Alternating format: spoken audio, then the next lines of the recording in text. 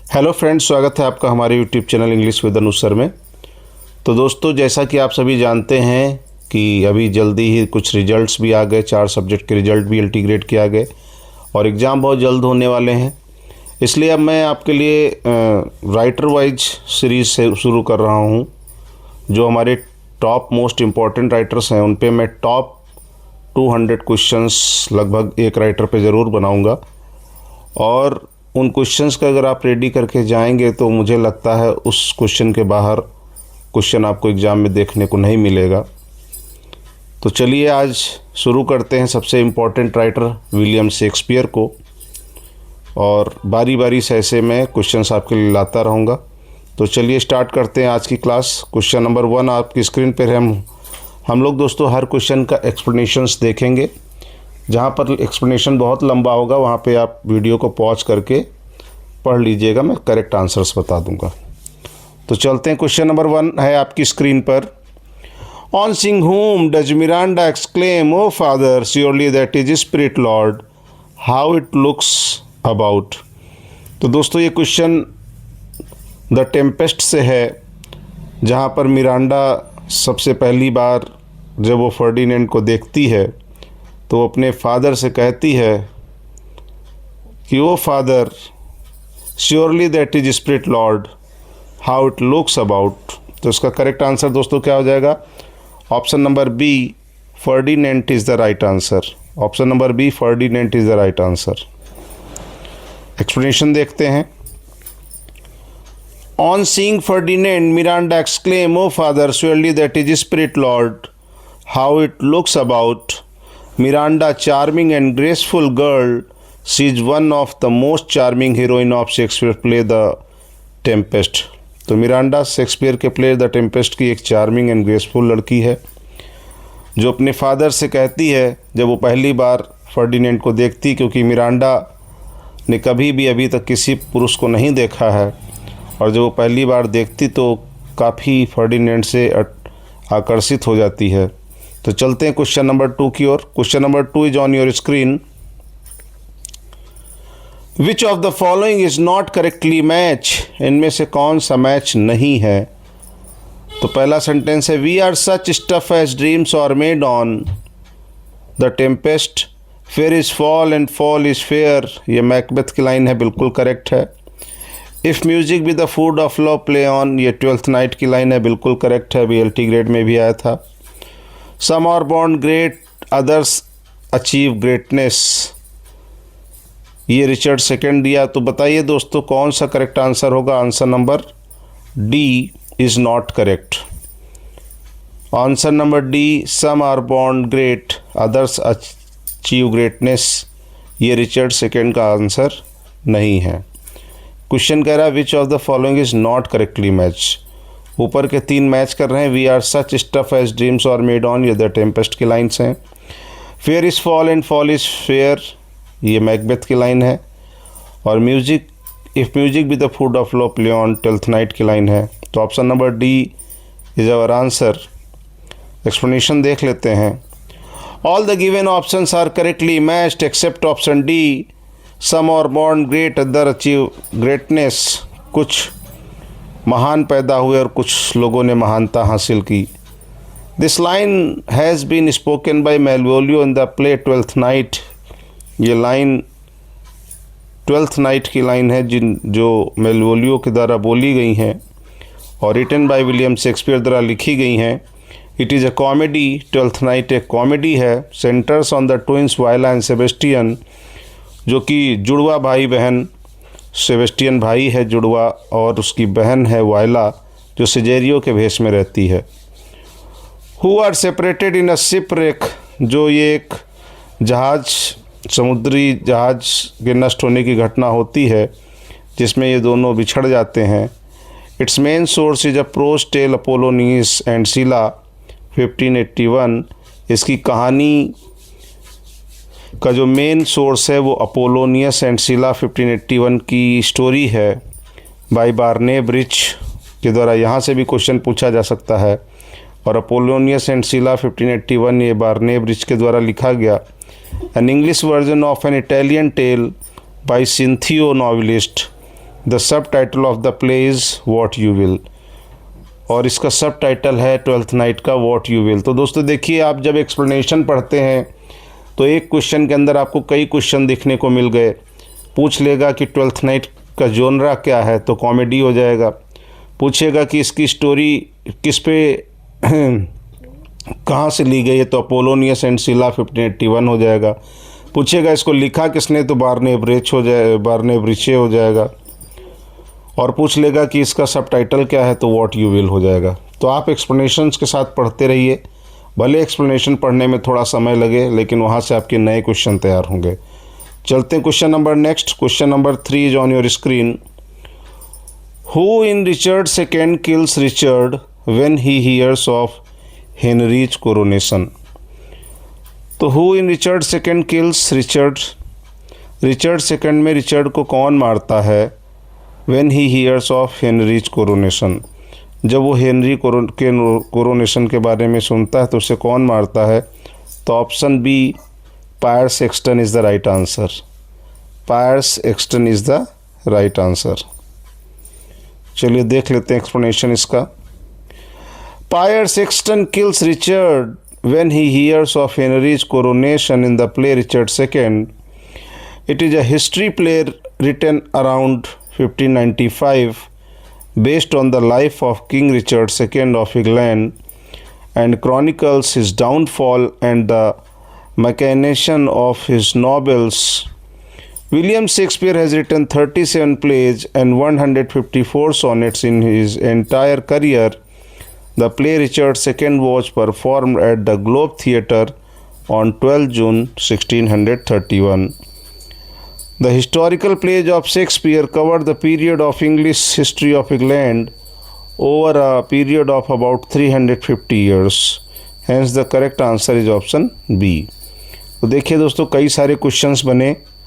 तो Richard second में Richard को कौन मारता है, पायर्स एक्सटन मारता है, और ये एक हिस्ट्री प्ले है।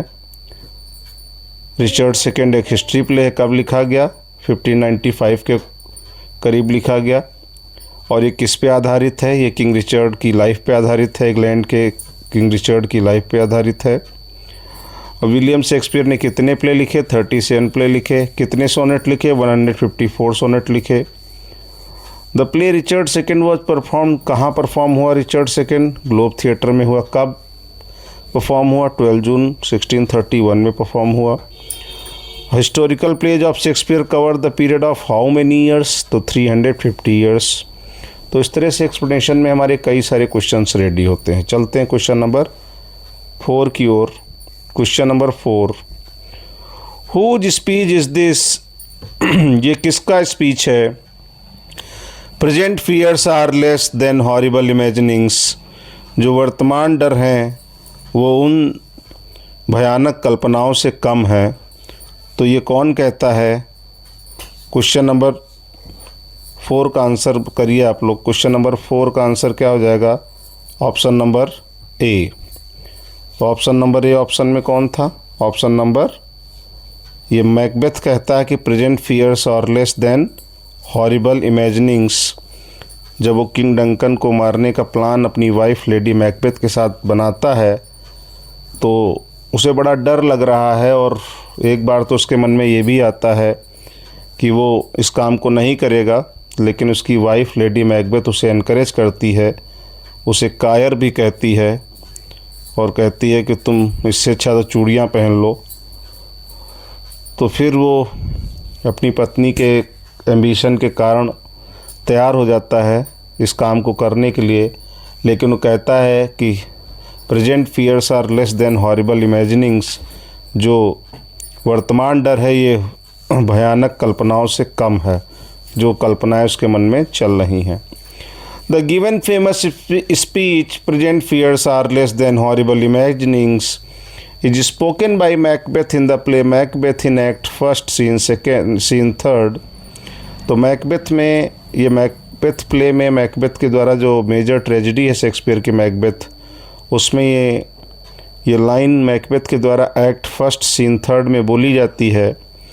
The play Macbeth is a tragedy written by William Shakespeare in about 1606 Macbeth एक ट्रेजेडी है जो शेक्सपियर ने लिखी है 1606 में, first published in the first folio of 1623, और इसे फर्स्ट फोलियो में पब्लिश किया गया पहली बार 1623 के फर्स्ट फोलियो में। दूसरा फोलियो आया 32 में बाय हेमिंजेस एंड कॉन्डेल। इसको किसने पब्लिश कराया? तो हेमिंजेस एंड कॉन्डेल। यहाँ से भी क्वेश्चन बनता है। The source of the plays Holinshed's Chronicles 1587। Macbeth का सोर्स क्या है? तो हॉलिंसेट क्रॉनिकल्स है 1587। पूछेगा कि हीरो ऑफ द प्ले कौन है? तो hero of the play is Macbeth and heroine of the play is Lady Macbeth, Macbeth की wife. Hence the correct answer is option A. तो यहाँ पे पूछा था कि ये जो लाइन है present fears are less than horrible imaginings, ये किसने बोली थी? तो ये मैकबेथ प्ले में मैकबेथ ने बोली थी। दोस्तों भले टाइम लगे, पेशेंस रखिए, एक्सप्लेनेशन पूरा समझिए, उससे आपके कई क्वेश्चन तैयार होंगे। केवल एक क्वेश्चन का आंसर देख लेने से कंपटीशन नहीं निकलने वाला है। आपको हर क्वेश्चंस का डिटेल पढ़ना पड़ेगा ताकि आप और ज़्यादा से ज़्यादा क्वेश्चन तैयार कर सकें। Question number 5 is on your screen. Question number 5 is in the Tempest what are Miranda and Ferdinand doing in the final scene. तो टेम्पेस्ट में मिरांडा और फर्डिनेंड फाइनल सीन में क्या करते हुए दिखाई देते हैं? तो वो लोग चेस खेलते हुए दिखाई देते हैं। Option number C, playing chess. Ferdinand और मिरांडा फाइनल सीन में चेस खेलते हुए दिखाई पड़ते हैं। 5 की एक्सप्लेनेशन देखते हैं। In the Tempest Miranda and Ferdinand were playing chess in the final scene. Final scene में मिरांडा और फर्डिनेंड चेस खेलते हुए दिखाई देते हैं। The Tempest is the last play by English dramatist William Shakespeare. और शेक्सपियर का द टेम्पेस्ट अंतिम प्ले था। There are 5 acts in the play. The Tempest में 5 एक्ट हैं। First written and performed about 1611, जो कि 1611 में परफॉर्म किया गया, and published in the first folio of 1623। और फर्स्ट फोलियो 1623 के फर्स्ट फोलियो में इसको पहली बार प्रकाशित कराया गया। और द टेम्पेस्ट क्या है? That it is a classified as a comedy in the first folio. और फर्स्ट फोलियो में द टेम्पेस्ट को एक कॉमेडी माना गया है। Question number 6 is on your screen. Who called Shakespeare an upstart crow. ये बहुत ही इंपॉर्टेंट क्वेश्चन है, कई बार रिपीट हुआ एग्जाम में। शेक्सपियर को एन अपस्टार्ट क्रो किसने कहा था? तो रॉबर्ट ग्रीने ने कहा था। Option number C is the right answer. Robert Greene ने कहा था। चलिए एक्सप्लेनेशन देखते हैं। Robert Greene is renowned for his connections with William Shakespeare. He attacked on Shakespeare in Groats worth of wit as an upstart crow. ये अपने pamphlet Groats worth of wit में Shakespeare को एज एन अपस्टार्ट क्रो बोलते हैं। Who beautified with our feathers. इनका मानना था कि शेक्सपियर उनकी ही रचनाओं को लिख कर पे प्रशंसा ले रहा है, उन्हीं की वो कॉपी पेस्ट कर रहा है। It is the first reference to Shakespeare as a London dramatist. और इसमें ही पहली बार लंदन ड्रामेटिस्ट के रूप में शेक्सपियर को रेफरेंस दिया गया है। And his Pandosto provided Shakespeare with the source for the Winter's Tale. तो question number next is on your screen. Hence option C is the correct answer. तो रॉबर्ट ग्रीने ने कहा था an upstart crow. Question number 7 is on your screen. और ये देखिए UPPSC polytechnic में पूछा गया है 2021 में। Who among the heroes of Shakespearean plays has been described as melancholic and a neurotic having Oedipus complex. तो किसको कहा गया है? किसके Oedipus complex? Oedipus complex Hamlet. Oedipus complex answer number A, Hamlet. Hamlet, hero of Shakespearean play, has been described as melancholic and neurotic, having Oedipus complex. तो Oedipus complex Hamlet में आता है।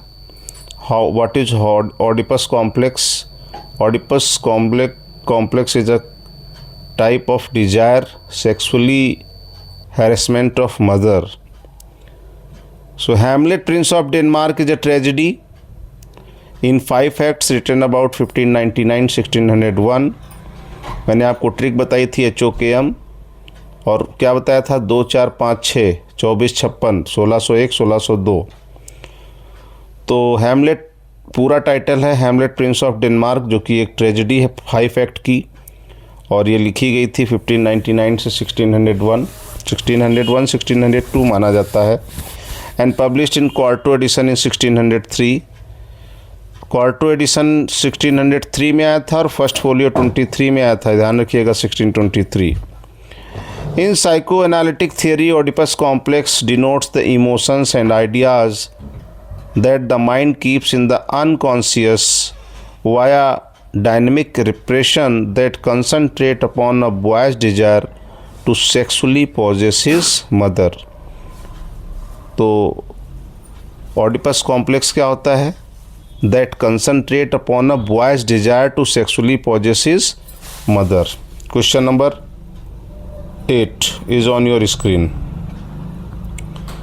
Which of the following plays of Shakespeare contains the lines "What a piece of work is man"? ये line दोस्तों किस में आती है? हैमलेट में ये लाइन आती है "What a piece of work is man"। तो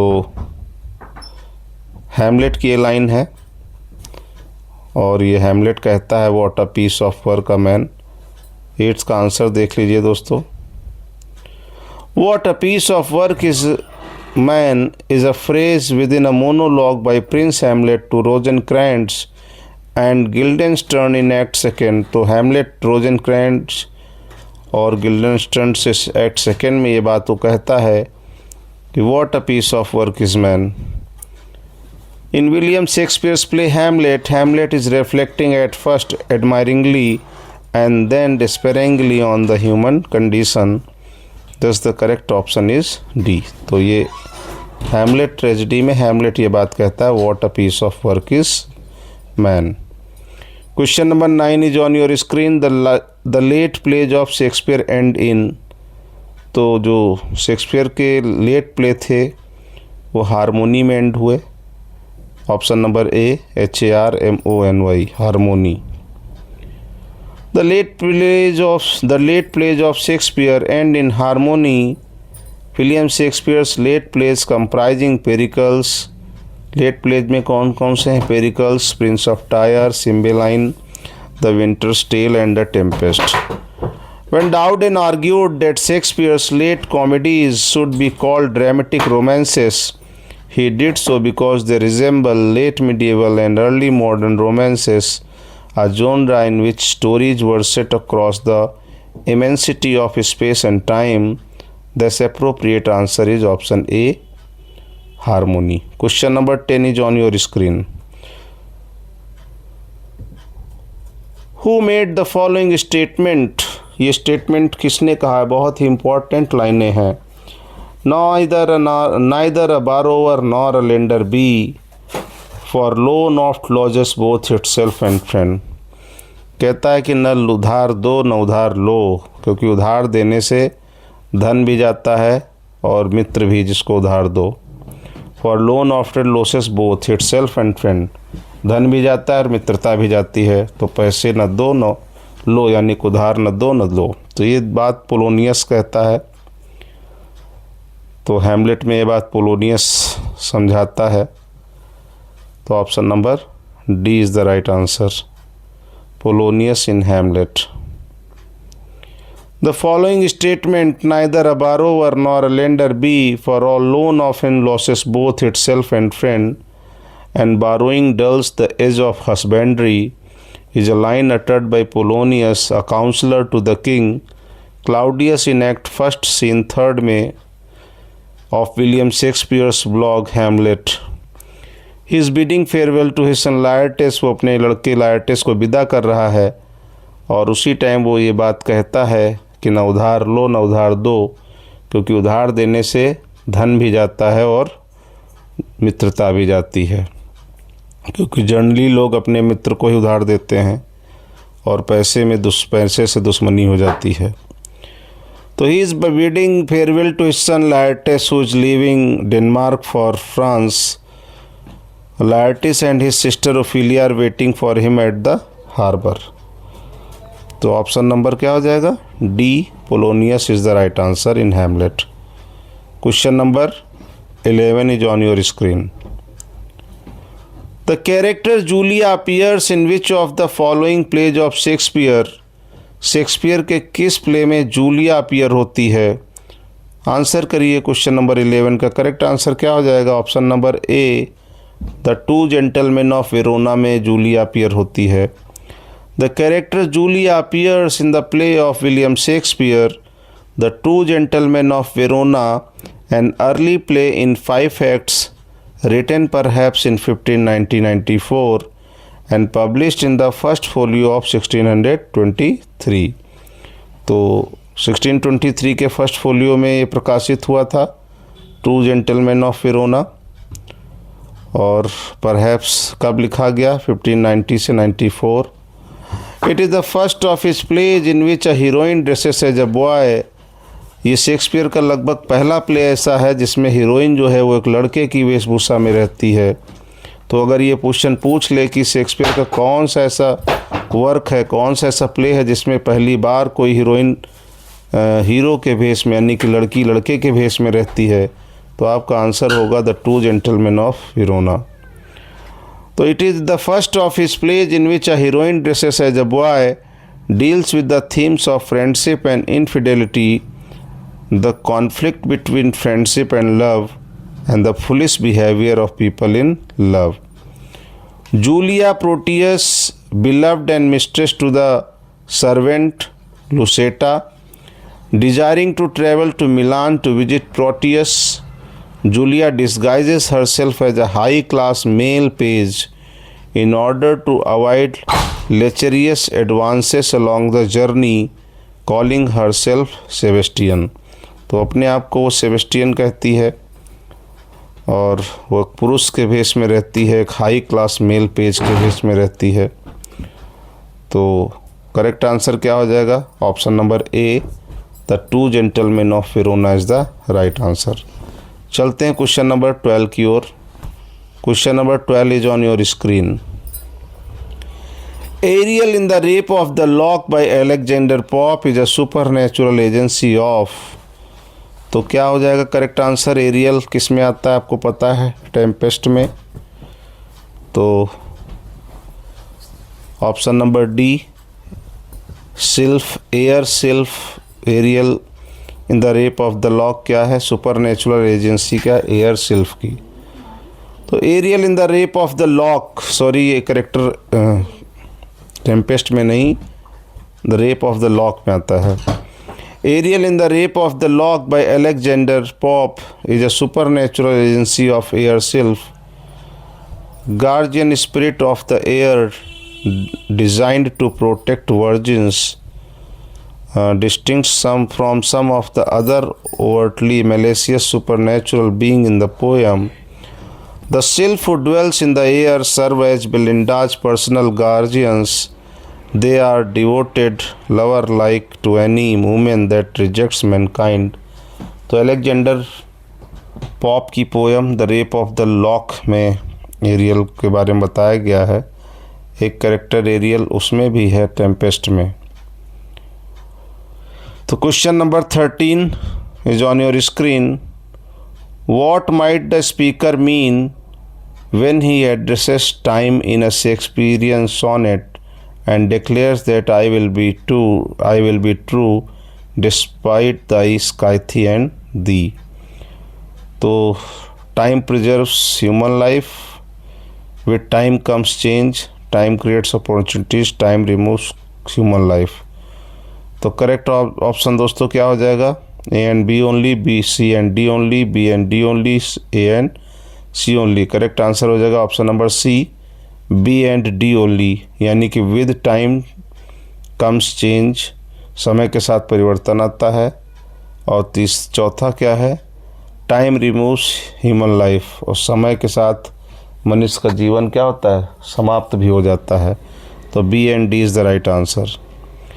the speaker mean when he addresses time in a Shakespearean sonnet and declares that it will be true despite the Scythian thee, with time come change and time removes human life.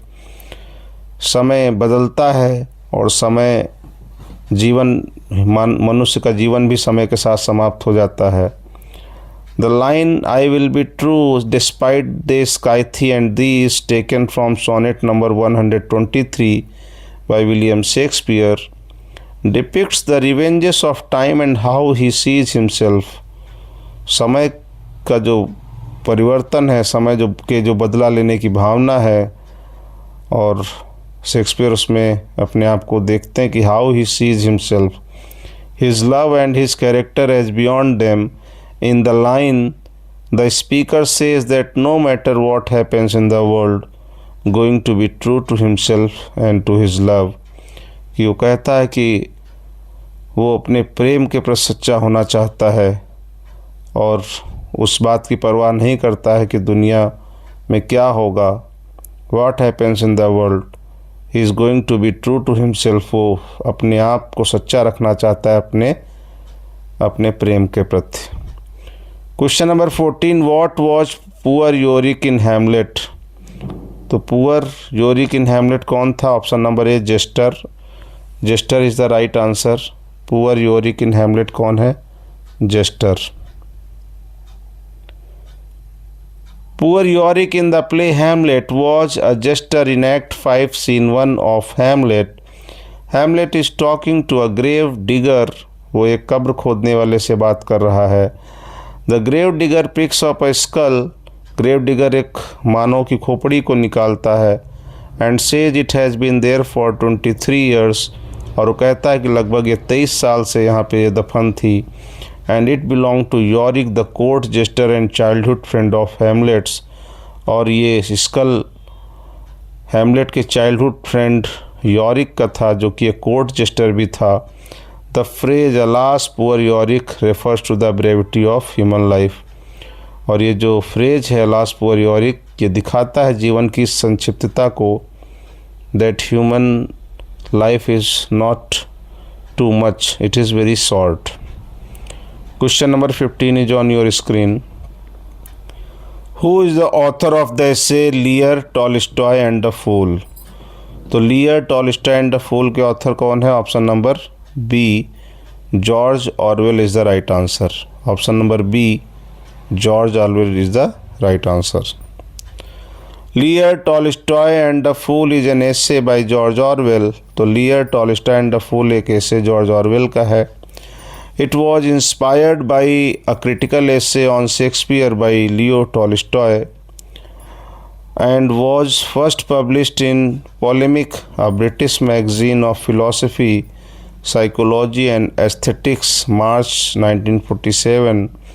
In this essay, George Orwell analyzes Tolstoy's criticism of Shakespeare's work in general and his attack on King Lear in particular. तो question number 16 की ओर चलते हैं. Question number 16 is on your screen. Which character in Hamlet utters the line, very important question, कि कौन सा Hamlet का character कहता है कि something is rotten in the state of Denmark, कि डेनमार्क स्टेट में कुछ न कुछ ज़रूर पक रहा है, कुछ न कुछ वहाँ कुछ षड्यंत्र रचा जा रहा है. तो ऑप्शन नंबर डी मार्सेलस ये बात कहता है. Marcellus, option number D is the right answer. The line something is rotten in the state of Denmark. This line is spoken by Marcellus in Act 1, Scene 4, line 67. As he and Horatio debate whether or not to follow Hamlet and the ghost into the dark night, the appropriate answer is option D. तो मार्शलस ये लाइन बोलता है something is rotten in the state of Denmark act 1 scene 4 में, क्योंकि वह और Horatio इस बात की बहस करते हैं कि whether or not to follow Hamlet and the ghost into the dark night, कि जो है उन्हें हैमलेट को जो है घोस्ट का अंधेरे में पीछा नहीं करना चाहिए. तो question number 17 is on your screen. Characters of Shakespeare's plays is a book of criticism written by. बहुत ही अच्छा क्वेश्चन है। कैरेक्टर्स ऑफ शेक्सपियर्स प्लेज यानी कि शेक्सपियर्स प्लेज के जो कैरेक्टर्स हैं वो उस पर एक बुक लिखी गई है। Is a book of criticism, ये एक आलोचनात्मक पुस्तक है। रिटन बाई ये किसने लिखी है? तो 17 का आंसर हो जाएगा William Hazlitt. Answer number B, William Hazlitt is the right answer. Explanation देख लेते हैं।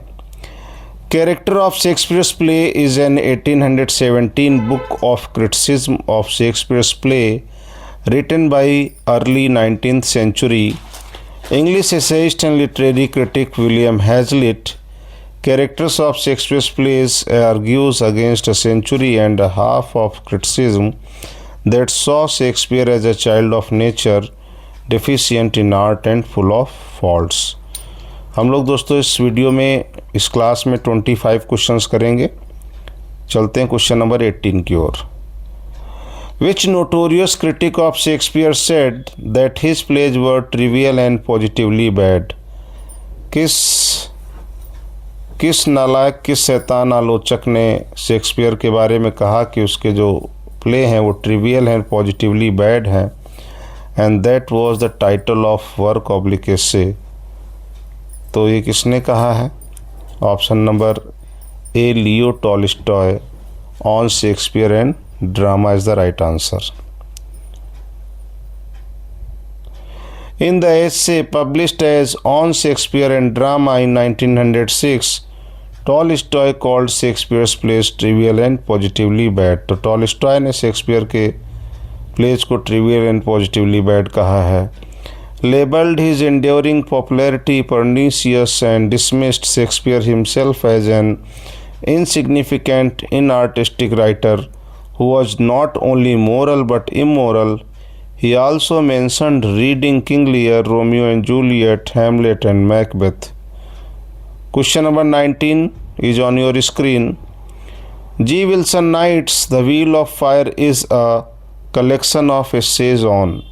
तो जी विल्सन नाइट का व्हील ऑफ फायर ये एसेज का कलेक्शन है। ये किस पे कलेक्शन है? तो ऑप्शन नंबर ए, शेक्सपियर्स के प्ले पे ये कलेक्शन है। शेक्सपियर्स प्लेस पे जी विल्सन नाइट का कलेक्शन है। The wheel of fire is a collection of essays on Shakespearean plays, Shakespeare's plays. George Richard Wilson Knight 1897 में इनका जन्म हुआ, 1985 में इनकी डेथ हुई। Was an English literary critic and academic known particularly for his interpretation of mythic content in literature and The Wheel of Fire 1949, a collection of essays on Shakespeare's plays. He was also an actor and theatrical director and considered an outstanding lecturer. Question number 20 is on your screen.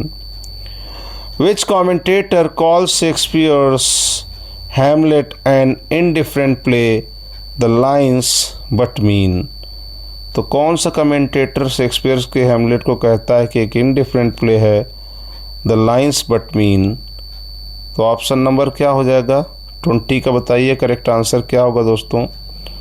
Option number 20 का correct answer होगा option number A, Abraham Wright is the right answer. कौन सा हो जाएगा? Option number A, Abraham Wright is the correct answer. Abraham Wright, option number A is the answer. चलते हैं explanation की ओर। Abraham Wright put it in the 1630s Hamlet was an indifferent play. तो Abraham Wright ने 1630 में ये बात कही कि Hamlet was an indifferent play, the lines but mean, लेकिन इन लाइनों का मतलब है, यानी कि कहा कि इनडिफरेंट प्ले लगता है लेकिन इन लाइनों में कुछ जान है। The story of death and intrigue at the Danish court was not new, as with nearly all of Shakespeare's plays Hamlet was adopted from other sources. Thus the correct option is option number A, Abraham Wright. बहुत ही अच्छा question है। Question number 21, A C Bradley Shakespearean tragedy consist of lectures. तो A C Bradley's की जो Shakespearean tragedy है, कितने lecture उसमें कंसिस्ट हैं? तो ऑप्शन नंबर क्या हो जाएगा? डी, 10 लेक्चर्स कंसिस्ट हैं। Option number D, 10 lectures is the right answer. AC Bradley, full form Andrew Cecil Bradley, इन्होंने शेक्सपियरियन ट्रेजेडी 1904 में लिखी थी। Andrew Cecil Bradley, in short called AC Bradley, was an English literary scholar best remembered for his work Shakespearean tragedy 1904 consist of 10 lectures. AC Bradley has provided a study of the 4 great tragedies. AC Bradley ने जो HOKM great tragedies हैं उनकी एक study की थी। AC Bradley has provided a study of the 4 great tragedies, Hamlet 1602, Othello 1604, King Lear 1605 and Macbeth 1606, HOKM 2456, which reveals a deep understanding of Shakespearean thought and art, जिसमें Shakespeare की art और thought को deep understanding को दिखाया गया। Question number 22 is on your screen. The forest of Arden appears, तो forest of Ardern किस में आता है? मैकबेथ में आता है। Option number 2 is the right answer, Macbeth. The forest of Ardern, sorry question कह रहा दोस्तों, वो बिरनमवुड था। फॉरेस्ट ऑफ अर्डन की बात हो रही, तो फॉरेस्ट ऑफ अर्डन किस में होगा? डी में होगा, एज यू लाइक इट में। मैकबेथ में तो बिरनमवुड है, तो option number D, the forest of Arden appears in as you like it में आता है फॉरेस्ट ऑफ अर्डन, और बिरनमवुड आता है मैकबेथ में। तो बिरनमवुड, चुड़ैलों ने कहा था जब बिरनमवुड डंसिनेन की ओर बढ़ने लगेगा तब समझ लेना कि तुम्हारी पराजय होने वाली है। तो 22 का करेक्ट आंसर हो जाएगा as you like it. The forest of Arden appears in the famous pastoral comedy as you like it, written by William Shakespeare in 1599, first published in the first folio in 1623. In As You Like It, the forest of Arden represents the country life and an escape from corruption, while the Duke's Court represents corrupted city life. The forest of Arden As You Like It में आता है, जो कि 1599 के करीब लिखी गई और 1623 के फर्स्ट फोलियो में इसको पब्लिश कराया गया। और इसमें दिखाया गया है कि ड्यूक के करप्शन के बारे में। Duke's court represents corrupted city life को बताया गया। Question number 23, who authored the long essay commenting on the porter scene in Macbeth. तो मैकबेथ के पोर्टर सीन पर किसने एक बड़ा सा एस्से लिखा है? Who authored the long essay commenting on the porter scene in Macbeth. तो ये option number B, Thomas D Quincey. थॉमस डी क्विंसी ने मैकबेथ के पोर्टर सीन पे एक लॉन्ग एस्से लिखा है। On the knocking at the get in Macbeth. On the knocking at the get in Macbeth is an essay in Shakespearean criticism by the English author Thomas de Quincey, first published in the October 1823 edition of the London Magazine. Though brief, less than 2000 words in length, it has been called Thomas de Quincey's finest single critical piece and one of the most penetrating critical footnotes in our literature. Commentators who are dismissive of De Quincey's literary criticism in general make an exception for his essay on Macbeth. The essay concerns Act 2, Scene 3 in the tragedy of Macbeth, and Lady Macbeth is succeeded by Macduff and Lennox knocking at the gate of the castle. तो दोस्तों, ये Macbeth के porter scene पे एक लंबा सा एस्से किसने लिखा था? थॉमस डी क्विंसी ने। Question number 24 is on your screen. Who said the hero of Shakespeare's great classical trilogy is Rome. किसने ये बात कही कि जो the hero of Shakespeare's great classical trilogy is Rome? तो ये बात Wilson Knight, critic Wilson Knight ने कही। Wilson Knight is the right answer. Wilson Knight was an English literary critic and academic known particularly for his interpretation of mythic content in literature. The Wheel of Fire, a collection of essays on Shakespeare's play. He was also an actor and theatrical director and considered an outstanding lecturer. तो option number A Wilson Knight is the right answer. चलते हैं दोस्तों इस class के last question की ओर। Question number 25। Which of Claudius and Laertes traps for Hamlet succeeds in killing him? Which of Claudius and Laertes traps for Hamlet succeeds in killing him? तो the poison cup, the serpent sword, the poison dagger, the poison sword.